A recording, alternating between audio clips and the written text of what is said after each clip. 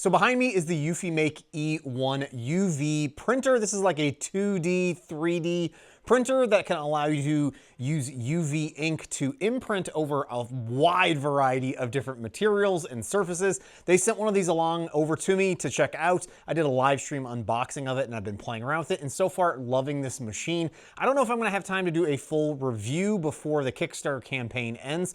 In general, I'm super impressed with what I have been playing with so far. The software could still use a little bit of fine tuning, but the printer itself has been running great, getting really good quality print results off of it as well. The one thing that I wanted to test out in today's video was to see if we could actually try and save on ink and the ink usage with creating some of the 2.5D effects that you can get with the E1 machine here.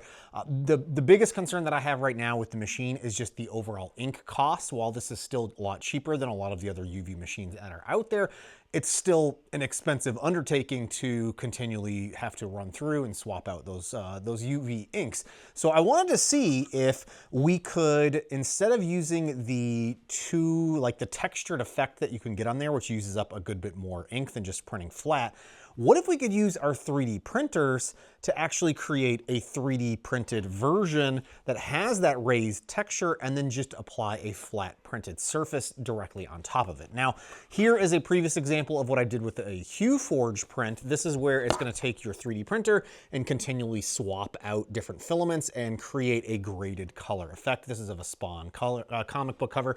If you remember, I did a huge version of this that I turned into a massive poster on my Elegoo Orange Storm Giga. Well, what I've done here is gone into the EufyMake software on my computer and brought that same Spawn comic book cover in there. First of all, they have a AI upscaler function, so it was able to take this image and convert it to higher scale and basically make it really pop with its colors and looks fantastic. One of the other cool things with their software is, again, you can take a flat 2D image and it will use some AI functionality to create a 3D map of that image where it can, again, create some textured effects to that. What's also really nice about that is that I can actually download that bump map or 3D texture map, I can't remember what the exact term is, and then I can take that online to a web service. I think it's like 2D to 3D, I can't remember I've got it on screen here. But basically, this is gonna allow you to take a 2D image and then convert it to an STL file. So I took that 2D bump map or an image depth map there and converted it into what we have here that I can then bring over to a variety of different 3D printers and get this printed so that we can test out printing directly on top of it. Now I'm going to be printing with the larger bed option because I want this to be more or less comic book scale. But one thing that I really haven't seen a lot of people complain about with this is the paper that comes with the tacky surface that's on each of these beds that you can swap in and out. It's like tissue paper thin, and I can never get this to break away cleanly and not have all this excess residue paper on it. But to maintain the actual bed itself so that I can continue to reuse it, I'm just gonna be putting down some blue painter's tape because there is gonna be overspray from the UV ink directly onto the surface. And as you can see here on one of my first attempts, where I did not have tape down, it completely just embedded right there on the surface of that mat. Here's a look at the first result of our test, and it printed, and I actually was worried that the alignment was gonna be so far off. It was a little bit off where you can see where the face isn't quite lined up with the actual relief here of the 3D print. But I'm wondering if the texture is just a little bit too high, so I might try to minimize that. This also kind of looks like a cake topper. The ink, I think, kind of saturated into the 3D print. So what I'm gonna do, this was just using the CMYK and no white under base since I figured this was already white. Why bother with that? So I'm gonna try and reprint it, but this time using a completely flat 3D printed piece that has no texture on it whatsoever. And we can try printing directly on that. Also, the blue painter's tape worked perfectly. All the overspray was contained directly on this, and then I put down a little bit extra here directly in the center just to keep the object flush and center and not moving or anything like that. Also, it makes sense that every time that you want to print on something, you should do a quick snapshot or scan of the object so that it fully knows exactly where the object is so that we can go into the software and get everything aligned. For the big bed, the scanning snapshot takes about 1 to 2 minutes. All right, this turned out so good. Look how vibrant this is. Whoa, that light is bright, but check out how awesome this looks. And it's completely dry to the touch as soon as it's finished printing. Yeah, this just looks stellar. This is again on a flat 3D printed surface here just as a test, but that I think came out really good. You can still see where it's bleeding into the pores of the 3D print surface, so that's something to be aware of if you're going to attempt something like this. I think now that I know that this works with the white backing, I'm going to try this here with one of the textured prints here that I've previously done. This also took significantly longer than the first attempt, which didn't have any kind of white base to it. I think this one was like 10 minutes to print. This one was 50 minutes to print. So yeah, but you can see the difference here is striking.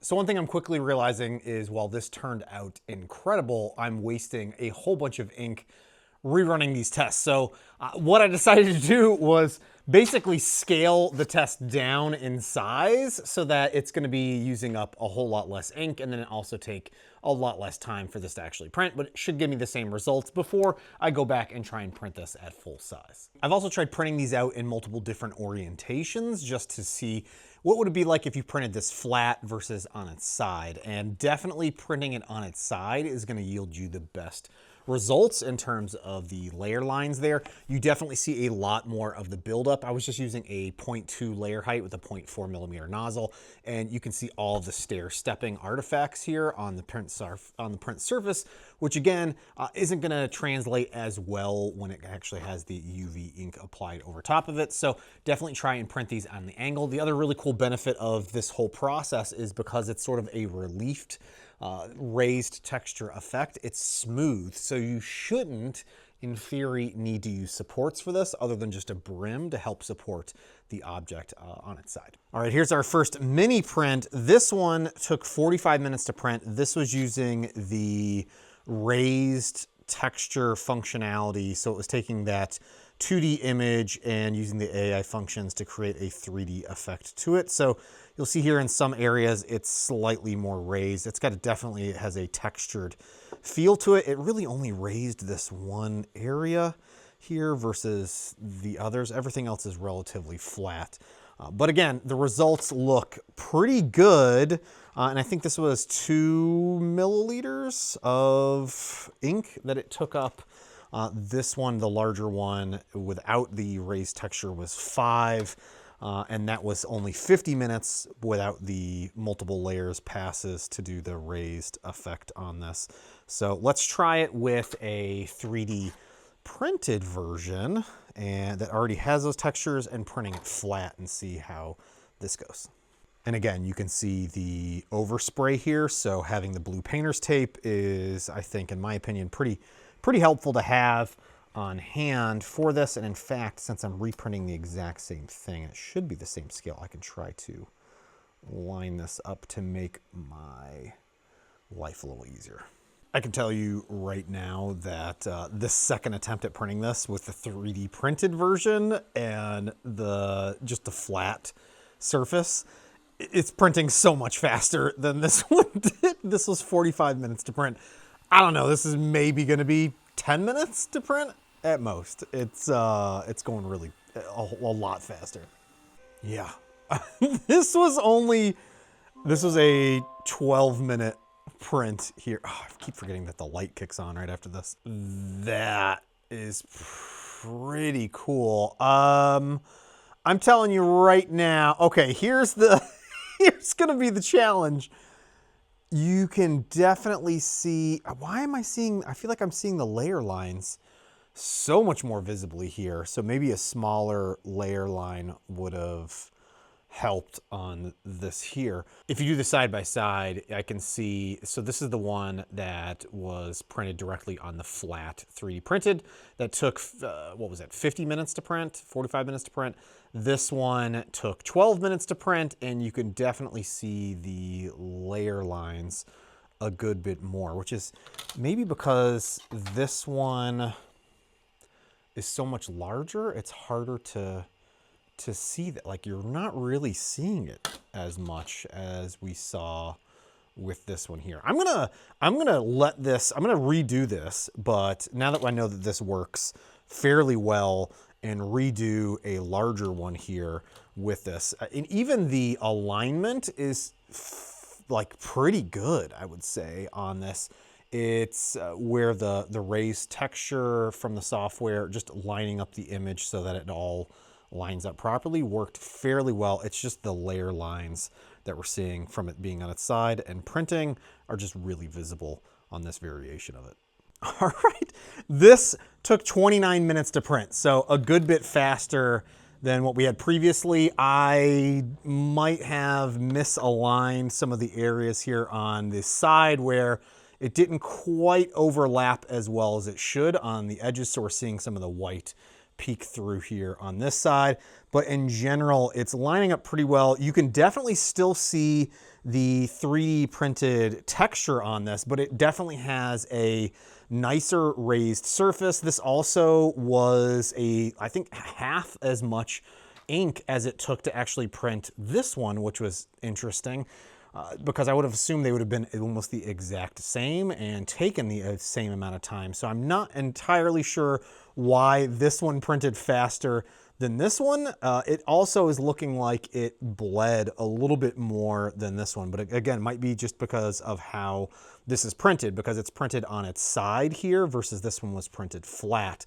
So maybe this just allows it to have better coverage versus it seeping in more through the seams of this one. But it did in fact allow me to have this raised textured surface and from the 3D print, and it should in theory save you on some of the ink that you're trying to print with when printing with this. Again, I'm going to be experimenting with this more. I just wanted to see if this would even work, and I'm happy to see that it is, and is going to allow me to save some ink versus printing it directly inside. Oops, that's the other one here.